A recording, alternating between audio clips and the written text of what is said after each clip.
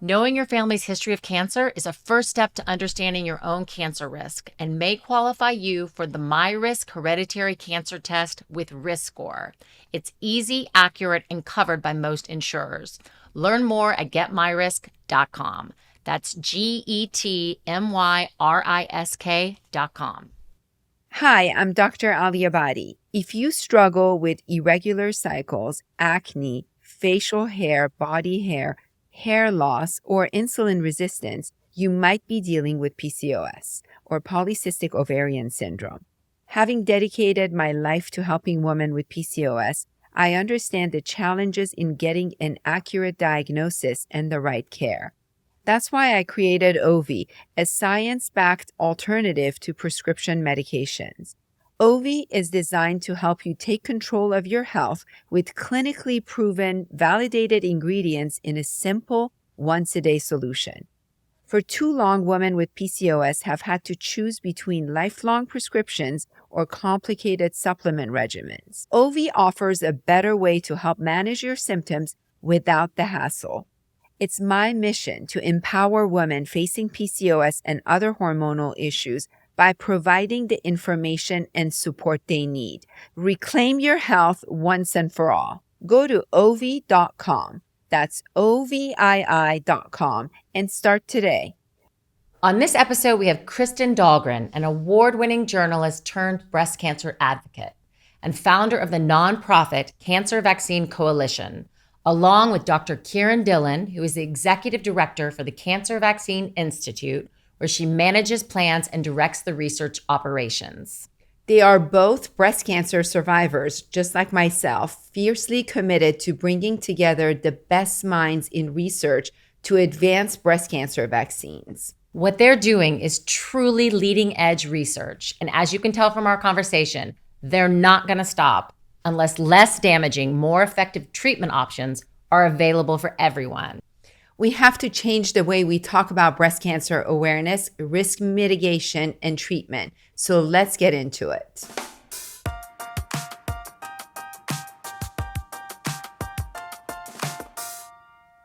Kristen and Kiran, thank you so much for being here today. I'm so excited to dive into this. I first of all want to start by saying that the three of you had breast cancer. So there's 4 women sitting in this group right here, and 3 of you have had breast cancer. So that's says it to me right there. There is a cancer vaccine, and it could be available if they had enough funding. This blew me away. I am so excited to have both of you on the show today as we dig into this. And I want to get into your backgrounds and how both of you ended up at the Cancer Vaccine Coalition. I come at this from a very different point than Kiran does. Longtime journalist, wasn't thinking at all about breast cancer. And then in 2019, I was diagnosed. And I started with a message of knowing your body and became an advocate in that way because my cancer was missed on a mammogram and I was diagnosed 4 months later. And through that advocacy, I came across what Kiran and Dr. Desis are doing at the University of Washington, and it just blew my mind that cancer vaccines were in development and I had never heard about them. I was a medical reporter for NBC News. I was on the Today Show and Nightly News. I was a cancer survivor. And I didn't know that these were out there. And so I started to learn more, and the science was just so fascinating and so hopeful that I ended up leaving my job as an NBC correspondent in order to help get these to market faster, because it's not surprising that 3 of us have had breast cancer. There are so many of us out there, and this really could change things for women, and we're hoping it does it sooner rather than later. And we have brilliant scientists in the room. I'd love to hear about your journey. Yes, I've been a scientist for a long time, and I've always, for the most part, worked in breast and ovarian cancers. And I was doing research on chemotherapy resistance in breast and ovarian cancers when I was diagnosed myself at the age of 37 with breast cancer. Wow, that's so young. And it was quite, my colleagues turned into my doctors, and it was such a surreal experience. And I think from that point, I decided I wanted to be, more in the advocacy space and really help advance research for women's cancers, and I worked for an ovarian cancer organization for a while. And then I had the opportunity to join the Cancer Vaccine Institute with Dr. Nora Desis, when they were developing these vaccines for the treatment and prevention of breast cancer. And honestly, I was a little bit nervous. What would it feel like living with, cancer all the time and then working in a space where I'm trying to help advance cancer therapies? And, once I started, the overwhelming feeling was just hope and joy at looking at the results that were coming out. So I'm inspired by, the work we're doing. And so glad to partner with Kristen and the Cancer Vaccine Coalition to really bring awareness and support for advancing these vaccines so every woman who needs them and every man who needs them has access to them. So, we commonly in the field of GYN, we use the HPV vaccine for the prevention of cervical cancer, throat cancer, anal cancer. And, we have the hepatitis B vaccine to prevent liver cancer. But how far out are we from this vaccine? Are you guys in phase 2 or can you? Yeah, so specifically for breast cancer, we have 3 different vaccines that are now in actually phase 2 clinical trials. And the early studies have been focused on, can we prevent recurrence in patients who've already been diagnosed? So we gave the vaccine in phase 1 studies to people who had cancer, treated to no evidence of disease, so they're in full remission, then given the vaccine, and then we followed them out for many, many years. And the longest study was 10 years, and we can prevent cancer from coming back in about half of those patients. And 80% of them are still alive 10 years after vaccination. Are these patients on tamoxifen or Yeah, aromatase inhibitor? Yeah, depending on the studies, the vaccines cut across different subtypes of breast cancer. So those that are ER positive can be on hormone therapy as well. What does that mean? So basically, people who have cancer that is driven by overexpression of a hormone receptor, they're given tamoxifen or aromatase inhibitors to sort of block the action of the estrogen that it actually drives the cancer. So in this case, the vaccine, what it does is it just jumpstarts the immune system and trains it to recognize those cancer cells as foreign and dangerous. So that we create these immune cells in the body that are going to live for a long time, even after the tumor itself is gone. And then anytime those come into contact with a cancer cell, it will sound an alarm and create a response even decades later. So I have a question. We have different types of breast cancer. We have ductal, we have lobular, we have inflammatory breast cancer. Then under each category, we could have estrogen receptor positive, progesterone positive, HER2 positive, HER2 negative. How many different vaccines are you guys working on? And what are you targeting? There are proteins that can be expressed at very high levels above normal. And when they're expressed at really high levels, that can actually cause the cancer to start and grow and progress. So the vaccines that we develop are targeting those proteins that drive cancer, right? So those tumors have, just imagine, sometimes they're on the surface, like lots of some protein that normally wouldn't be there. And that's what's actually causing the cancer. So the vaccines are trained to recognize those proteins that are expressed at high levels and causing the cancer. What are some of those proteins? So HER2 is a main one. So we have one vaccine that is only specifically only targets the HER2 protein. And what we learned many years ago is that obviously cancer isn't just driven by one protein. There are lots of things that happen. So now we're moving into what we call multi-antigen vaccines. So in addition to HER2, we have 2 other proteins that are targeted that are all growth factors. So these are, in that particular vaccine, these are growth factors. And then in the case of, for example, triple negative breast cancer, so these are breast cancers that don't have the estrogen receptor or the HER2 receptor overexpressed. And so for those, what we found is that they tend to have high expression of proteins that are associated with something called stem cells. And this is a small population of cells that can drive tumor growth, drive metastasis, drive drug resistance. So we found 5 of those proteins that are expressed across many different patients in breast cancer and actually other types of cancers as well. And we've created a vaccine called StemVac, which we have a lot of activity with. And that is being tested in triple negative breast cancer. We're also testing it in actually ER positive breast cancer. And we have studies in non-small cell lung cancer as well. So basically, we're trying to find these proteins that are pushing these cancer cells to grow, metastasize, and sort of lurk around and then come back years later. and getting the immune system to see those as dangerous, just like you might see the COVID virus or something like that, and then go after those. So it seems like cancers that are HER2 positive or triple negative. Triple negative means estrogen negative, progesterone negative, and HER2 negative. So we call it triple negative. Or cancers that are HER2 positive tend to be more aggressive, right? So they grow faster. So it seems like you're targeting your vaccine towards the more aggressive types. Yes. For example, I had mine was estrogen receptor positive, progesterone positive, HER2 negative, and for that reason, I didn't need to do any chemo because it was an early stage. For someone like me, is there a vaccine?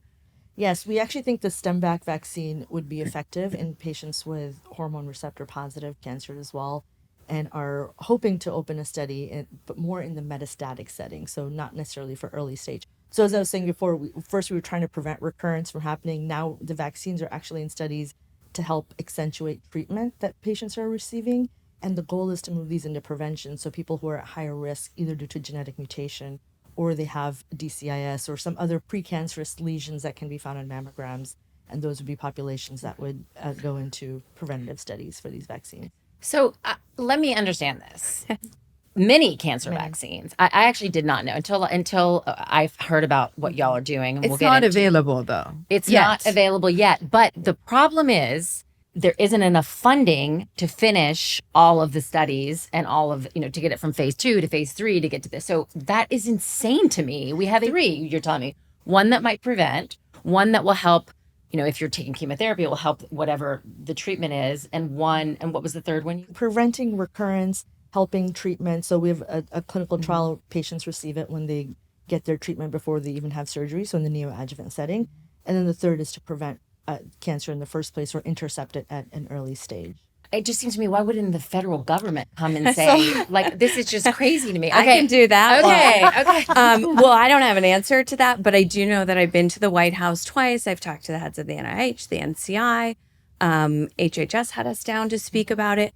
And essentially, what even the Cancer Moonshot told us was that they don't have the funding right now to do it. And so they said, this is a great idea, Kristen. Why don't you get it funded and then we can do it? And so it's incredible to me that me, a journalist, with not oodles of money like the federal government, is having to try and put together the funding to support this incredible research. In the UK now, they're giving out 10,000 cancer vaccines as part of national trials. So they don't have breast cancer yet, but they're doing pancreatic cancer, colorectal cancer, melanoma, all sorts of cancers. They're working with some pharmaceutical companies who are also developing cancer vaccines and distributing them as part of the NHS system. Now, we don't have that here, but we certainly have hospitals and academics that are willing to work together along with pharmaceutical companies and get these into widespread trials quickly, because we're losing thousands of women and men still every year. And so we can say we'll have these vaccines in 20 to 30 years, or we can do something. We can create a movement where we say, this is not acceptable, and we fund the research and we get these moving to save lives. And one of the things, the way we've been operating, because we are funded by the national government, we get grants from the Department of Defense, but we're asking... You get grants from the Department of Defense. Yes, Department of Defense. This is another strange thing, yeah. Department of Defense actually funds a lot of cancer and other types of research as well. But we're asking one question at a time, right? So, we talked about the clinical trial process. You have to first do phase 1, phase 2, phase 3. So is it safe? Is it effective? And then really drill down more into how effective and, the right kinds of populations. What we want to be able to do, and some of it actually was inspiration from the COVID vaccine and the effort that, hey, if we put these resources together, we can make things happen really fast. So I think one of the amazing things about the Cancer Vaccine Coalition and the work that Kristen is doing is allowing us to imagine, can we answer all the questions that we need to, understand everything that we need to help advance multiple vaccines in different populations simultaneously, instead of, the time it's going to take. Of course, patients have to receive the vaccine and we have to follow them. Some of that we can't change, But if we can ask a bunch of different questions at the same time, does it work in ER positive? Does it work in, how well does it work in these different settings? That can really accelerate our work. So can we talk about the trial that you said, you're doing multi-antigenic. I think that it was almost half of the patients with advanced breast cancer who received our vaccines, and it was HER2 peptide-based vaccine, are alive almost a decade after receiving their initial vaccine. So that was a phase 1 study. It was a large phase 1 study that was started over 10 years ago. It had 66 patients who received, actually it was a DNA vaccine. So, we know that the COVID vaccines are mRNA vaccines. So the DNA vaccines, it's important because these technologies superior to vaccines that we've known in the past as well. They're more effective and the effect lasts longer. So these are patients with advanced stage breast cancer, stage 3 and stage 4. They got 3 shots of the vaccine, and then we followed them and asked, is the vaccine safe? Is it effective? And how long, does the immune response last? And the most amazing thing is that they are incredibly safe. So 98% of patients generally get similar side effects to what you see with the flu or COVID vaccines. So, redness at the arm, things like that. And then as we followed these patients, we saw that for the best dose out of the 3 doses we gave, the immune response lasts actually for quite a while, and it's sustained. And after 10 years, when we look back, for the best dose, actually 85% of patients were still alive after. This is advanced stage breast cancer, where the median survival, so half of the patients you would only expect to be alive about 4.5 years later. So pretty incredible. How do you follow the immune response? Yeah, so we basically look at specific T cells in their blood. So we take blood samples before they're vaccinated and then after they're vaccinated, and then at certain time points, even beyond that. And we look for immune cells that are specifically targeting the proteins that the vaccine comprises. So in this case, T cells that specifically would target HER2 in those patients. They received 3 vaccines actually over the course of 3 months, so 1 month apart. So that was an earlier study. Now we actually have boosters. Patients will get a booster at 6 months and then at 9 months. Some of the studies that we're designing now, which are for people that have active metastatic disease, they'll get boosters more frequently just because their tumor burden is large and all of that. And what are those studies showing? Those are very early. We're just designing those studies, and we'll start recruitment in the next year. Dr. Shefali. It's called Parenting and You. This is not your typical parenting podcast. Dr. Shefali talks to real parents in real time and helps them tackle their everyday parenting challenges using conscious strategies to raise empowered and resilient children. She helps parents overcome obstacles that get in the way of creating authentic connections with their kids. No matter what struggles you have, you will receive profound wisdom that will resonate deeply with your own life experiences. I highly recommend Parenting and You with Dr. Shefali on Apple, Spotify, or wherever you listen to your podcast. So all this study for the past 10 years are for HER2 positive patients? That was for HER2 positive, but we have another vaccine, StemVac, that was tested in triple negative or ER positive patients. Those, we don't have the patient data yet because they're still in long-term follow-up, but all of the patients respond and they show specific immune responses to the proteins that we're targeting in the vaccine, and they're safe as well. Can you tell us about the results of the breast cancer study? Right.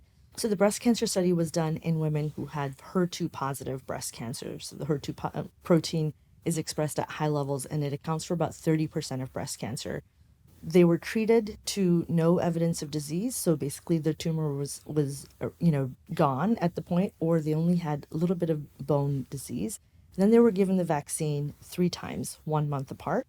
This vaccine targeted the HER2 protein.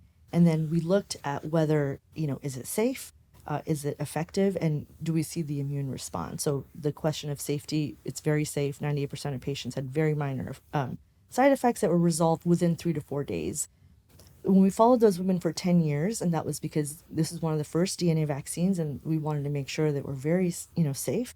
For those women, the best dose, so there were 3 doses that were given, 85% of those women are still alive. These women had stage 3 and stage 4 HER2 positive breast cancer 10 years after. Even with the other 2 doses, that number is 75%. So whereas you would only expect half of them to be alive about 4.5 years without receiving the vaccine.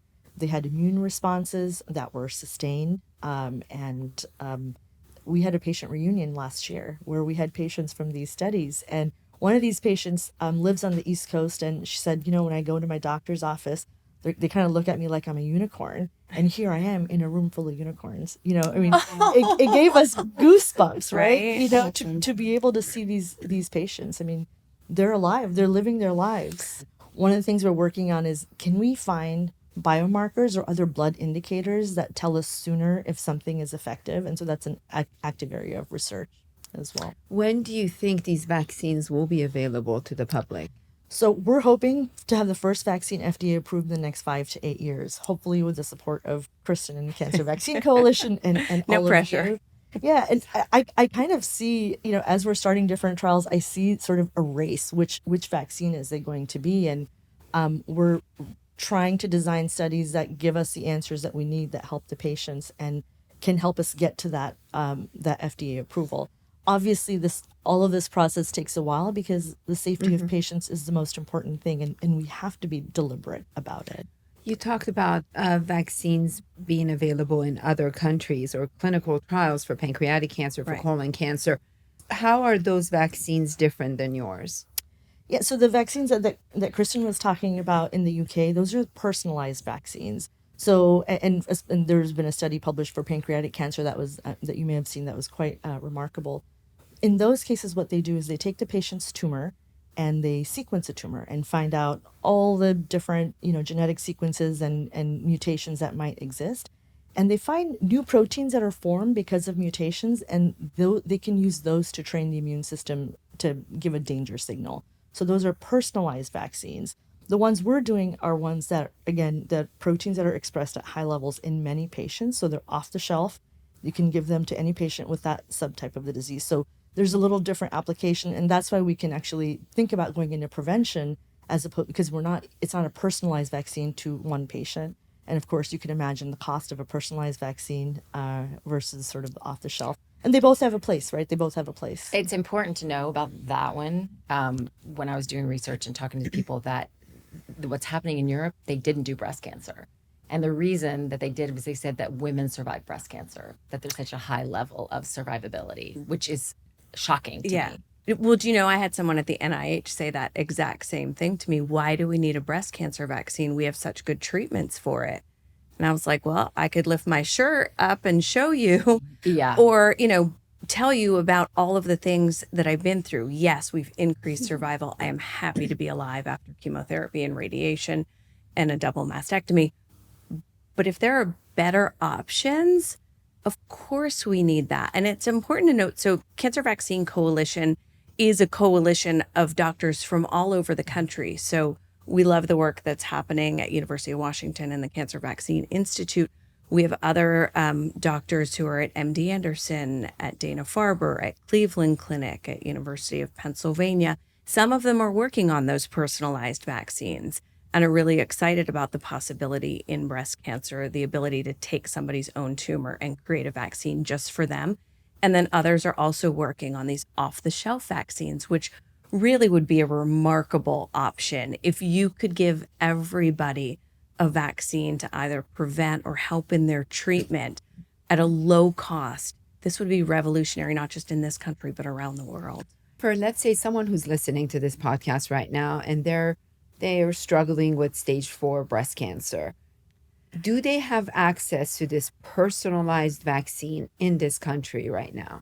There's nobody that's doing it yet. Trials are coming in those personalized vaccines in breast cancer, as far as I know.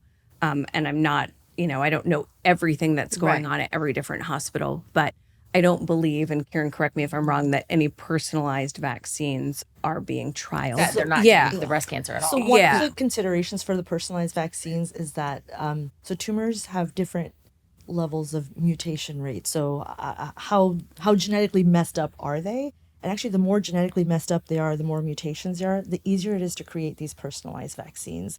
And breast cancer doesn't tend to be in that category. So I think that's also one of the reasons it's not there. And so our vaccines would hopefully help ameliorate that. When I went to, I saw several surgeons. My story was a little bit different maybe from yours because I didn't know I had breast cancer. My lifetime risk of breast cancer was high. And because I had 3 little kids, at the time, I kept asking doctors to just remove my breast because my lifetime risk was 37.5%, and I didn't want to take that risk. The last doctor who finally I convinced her to do my double mastectomy, the day before my surgery, she's like, I'm still against you doing this double mastectomy. And I was like, why? It's my life. It's my breast. I don't care about my breast. Just take them off. I already have, I had implants. So it didn't really matter to me. You know what she told me? Exactly what you heard. I'm like, why should I not remove my breast? And she said, because we have really good chemo for breast cancer.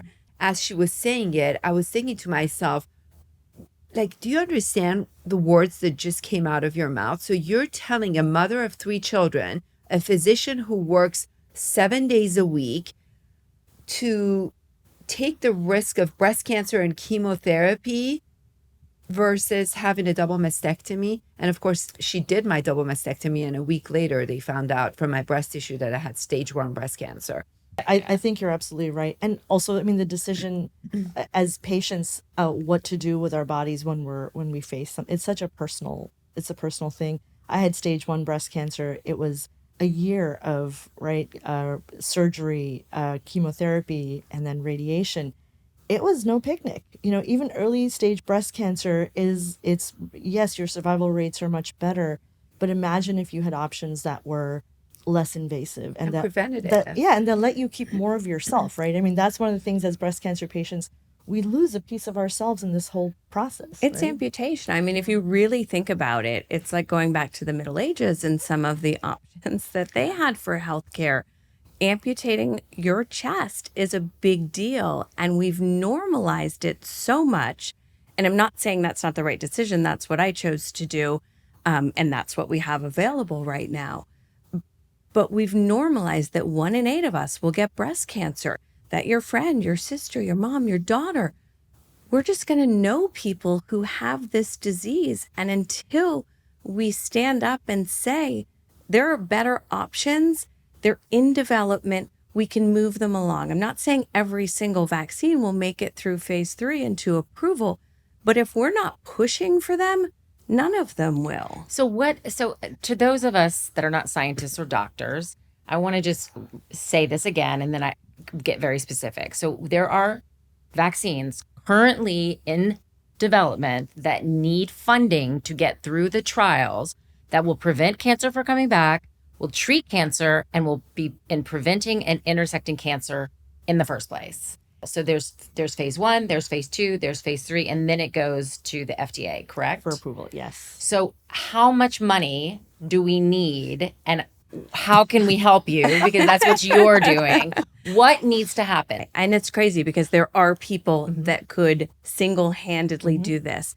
So, Kiran, I've heard $1 billion, which sounds like a tremendous amount to you and me.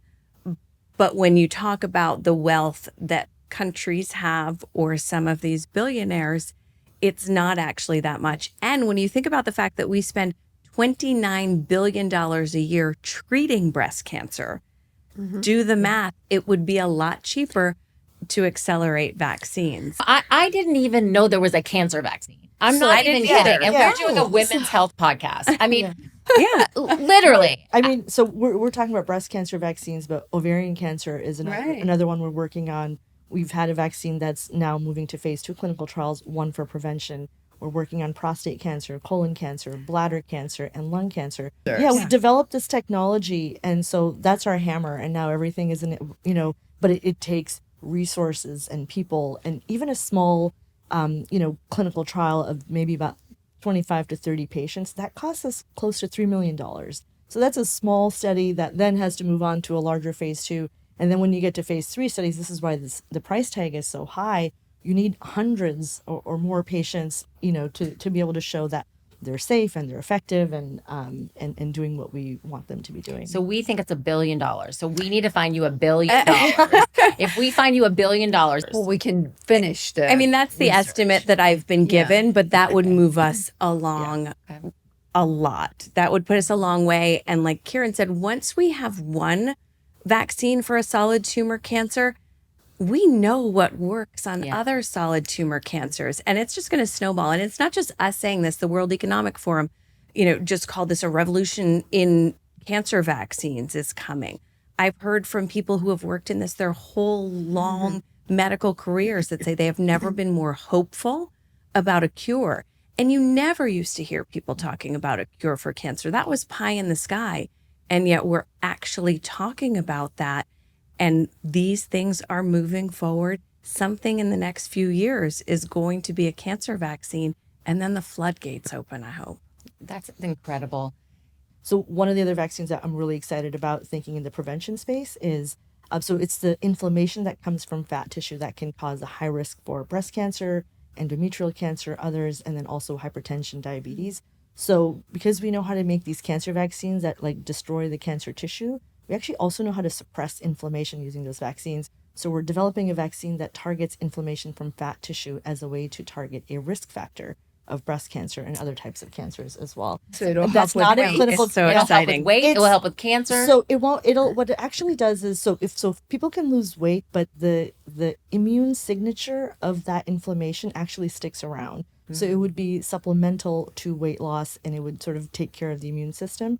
Right now, that's still in preclinical studies, but we're hoping to move that to clinical trials in the next few years. I think inflammation is a precursor to a lot of Yeah. conditions. We always talk about PCOS patients have this low-grade chronic inflammation.